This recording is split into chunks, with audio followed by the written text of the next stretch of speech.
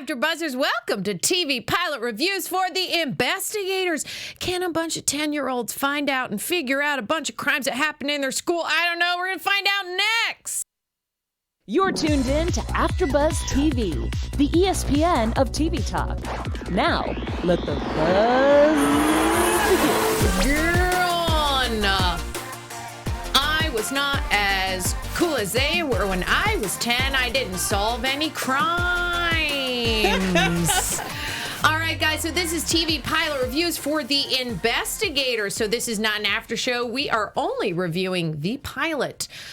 So let's just get into it, shall we, Linda? Why don't you go ahead and introduce yourself, my lovely co-host here. Well, thank you, Tara. Hi, guys. Linda here. Excited to talk about the InBESTigators. Yeah. Yeah. So let's just get into, like, pass or play right up top. I personally thought that the cold open and the beginning of the pilot episode was so weird and took a long time. And then all of a sudden there's a title card and they go into a second part of the pilot. And that's when I thought it really took off. So I'm like, well, based on the beginning of it, I would pass. Based on the second part of the pilot, weird, I would maybe play. I don't know how you feel about it. I thought it was smart. I thought this is a really smart kid show. So the first part was called The Case of the Curious New Girl. Mm-hmm. So we get introduced to this new girl, and then they form their little band.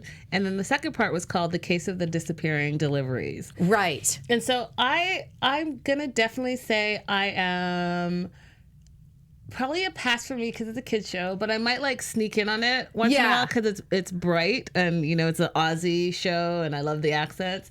But it's definitely a play. If you have kids, you should definitely get your kids on this. It's bright. It's a very smart show. A lot of the reviews said, I have a 7-year-old, I have a 6-year-old, and they were laughing the whole time. Yeah. And I was like, hey, I laughed at everything Kyle had to say. Honestly, he was the funniest character to me. So based on the latter half, again, I would say play. But I would feel weird playing on this if anybody else was around. They'd be like, what is what this? Are you watching? What's going on here?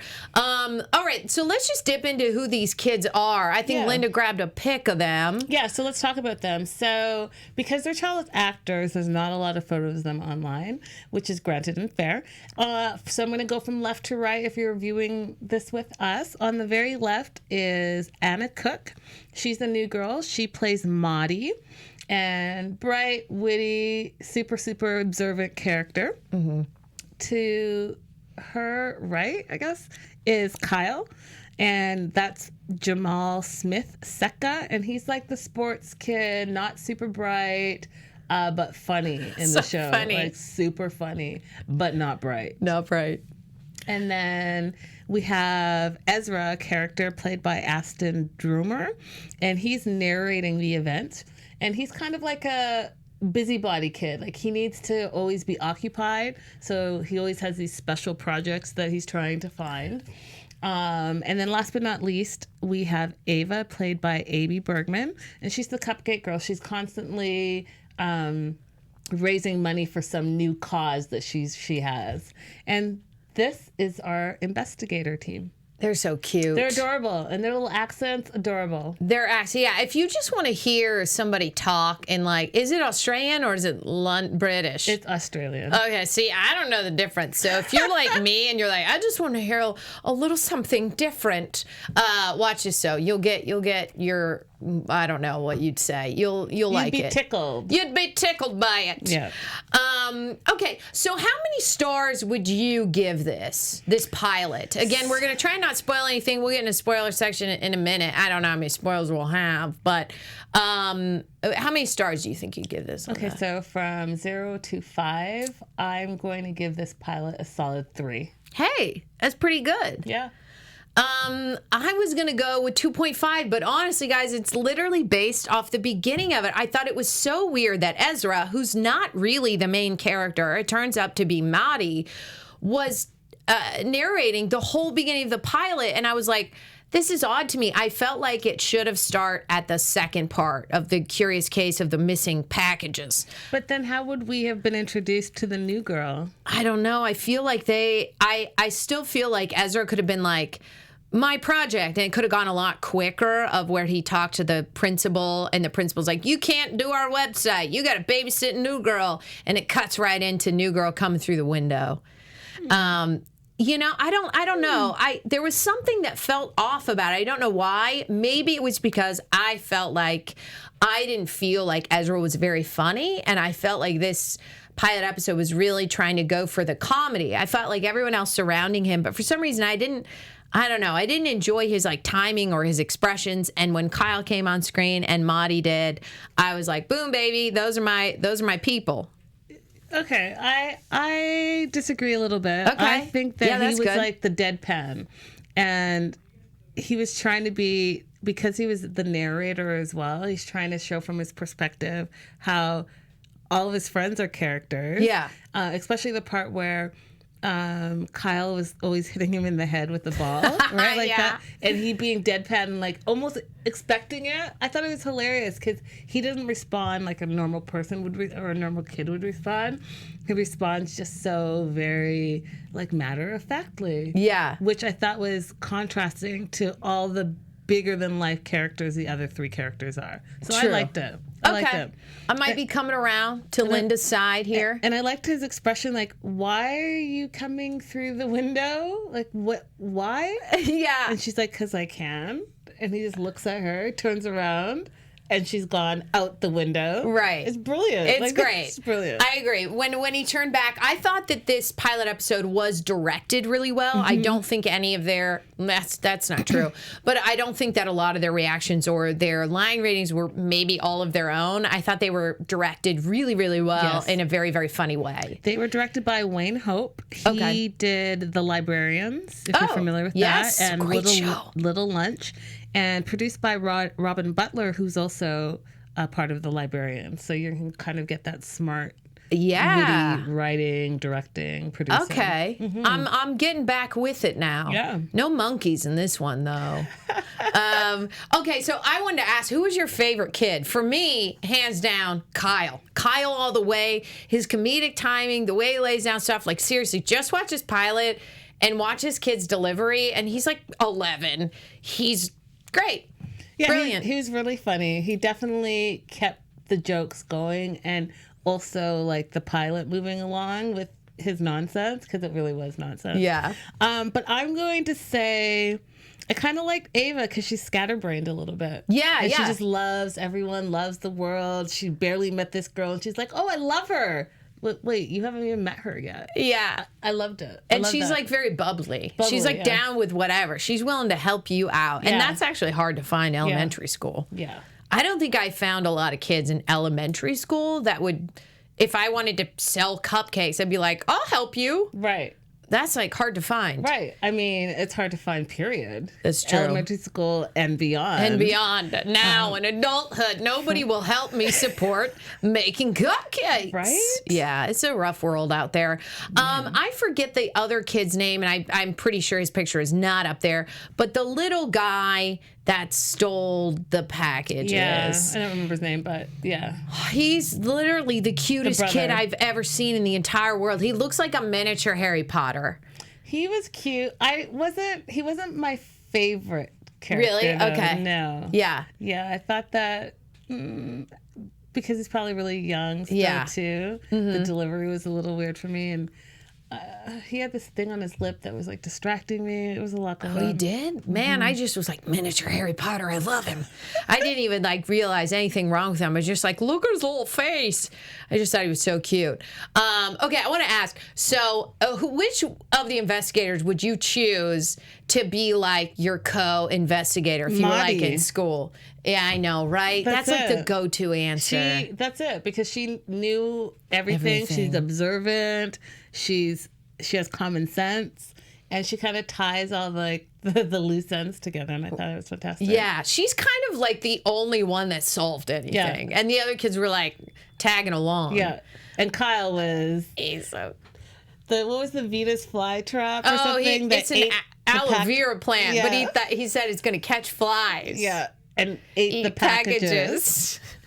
See, I would choose Kyle. I'd be like, we're not going to solve any crimes, but we are going to laugh all day here with Mr. Kyle. I would be Kyle all the way. What I will say is that performance-wise, it was the adults that I thought did not bring a strong performance. Yeah. Like the principal and the singing babysitter. Yeah. You guys are like, I thought the singing babysitter was a little over the top. Yes, me too. And I thought the principal was just like no personality. Like why?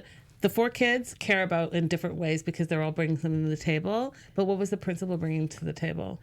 I feel like a very over-directed, like, hey, man, you're going to be eating cereal. What your punchline is that cereal is going to come out of your mouth and you're going to say no.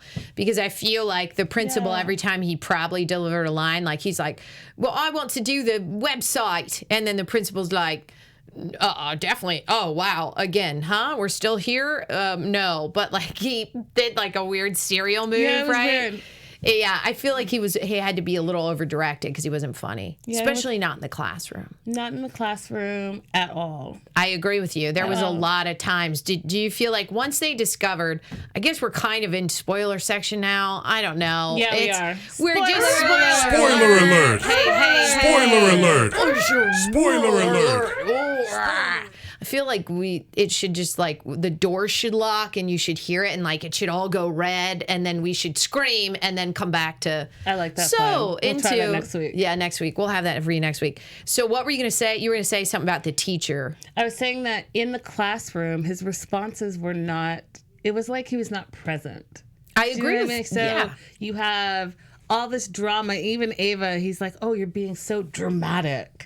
You didn't even say, I did it more dramatic than you said it. Oh, Ava, you're being so dramatic. And then if you're watching as I turn like this to Ezra and I look at him, Ezra, we need to talk. Again, I even did that better than what that performance was. That is so true. He was really deadpan and very emotionless. And I think it was maybe that was supposed to be his character as like a punchline. Like, it'll be funny if the teacher's like, oh, yeah, sorry, Monty, you're right. I'll just kick out of the way. But the way that he did it was not funny. The way she did it was like a lot better. So when you watch a show, maybe that's like a fun way to watch it, right? Yeah. Just be like, who did it better? Yeah. Linda or that guy? And then comment on this video next time and just be like, Linda, all the way. All the way. Yeah.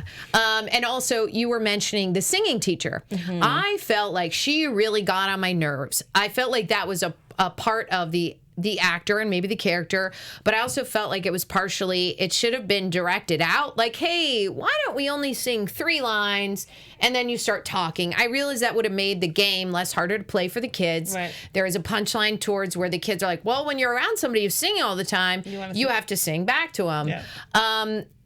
It was really like, I started to really get annoyed by it. Did you feel the same way? Mm-hmm. I did. I was like, oh, your point's being made. And I get why this kid doesn't want to stay with you because this would annoy me as well. Yeah. Like, you can't be singing everything all the time. It's outrageous. Even if you care about this audition so much that you want to get the part, fantastic. Sing on your off time. Sing in the shower. Right, and I feel like it was thrown in there to be like, oh, wouldn't it be funny if there's a character who sang all the time and then the kids have to be like, we'll see you next week. Yeah. But it didn't work because it went on too long, in my opinion, and just became super annoying, where I was like, I'm about to mute this. Yeah, because we're trying to solve the crime, so it distracted from, okay, so what are you guys doing to solve the crime? Exactly. You know. How do you feel like that went with in regards to them solving the crimes? Were you in the second one? I didn't really see it coming. I didn't see it coming at all. Okay. I thought it was the best friend. Me too. Being jealous and stealing her stuff. Boom.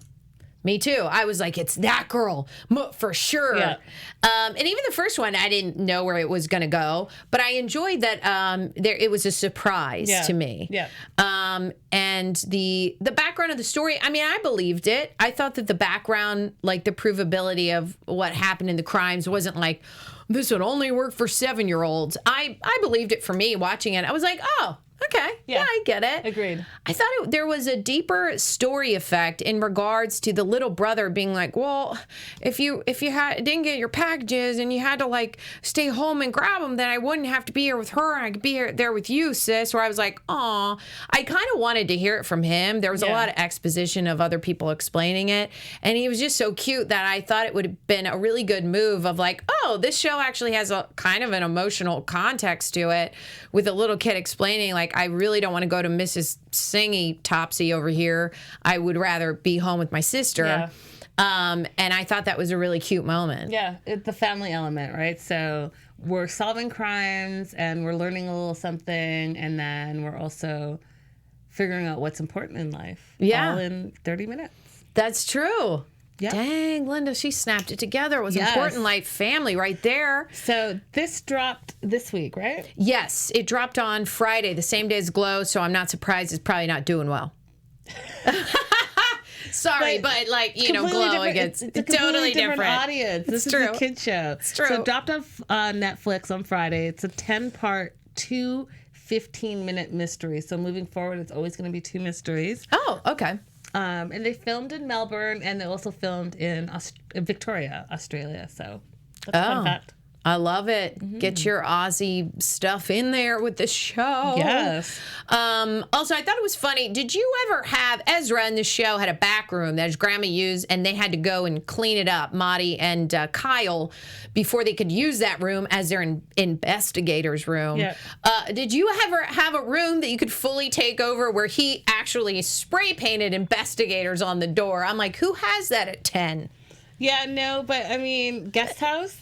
Yeah. You know, guest house. I could see it happening. I don't know if my parents would ever let me put anything. I wanted to paint my walls black as a teenager, and that never happened. Oh, couldn't do it. Don't think I would get the InBESTigators. Me neither. I think they'd be like, no, and don't step foot in this because you're 10 and you don't get a whole room to yourself. But they would send me in to go clean, like they were cleaning. Like, go ahead and clean that fridge and wipe that down. Make yourself useful, because we all bring income in and you do not. You don't. But now these kids, they do. They got 20 bucks. Yep. Whoop, whoop. I could buy like at least 3 pairs of Claire earrings back then for 20 bucks. Think about when you were 10 and 11, how much $20 was to you. That was a lot of money back then. What would you have gotten with $20 back then? Do you remember anything that you bought at the store? I don't know. I was still I was big on Hello Kitty stuff. So Me too. I probably would have spent it on like Hello Kitty pencils and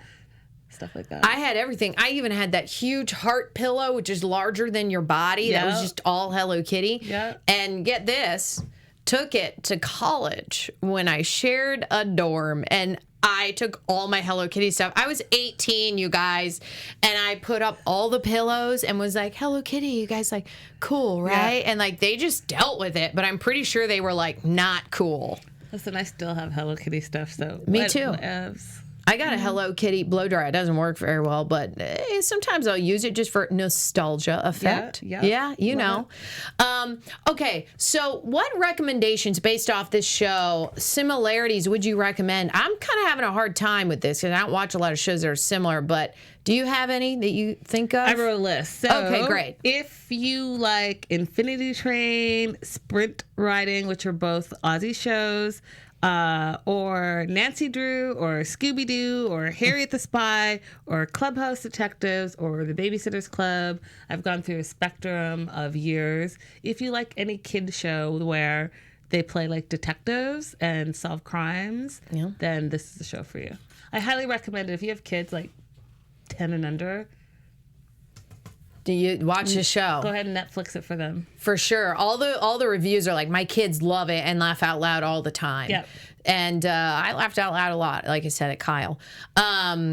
Okay, so you have anything else you want to add in regards to this show, Linda?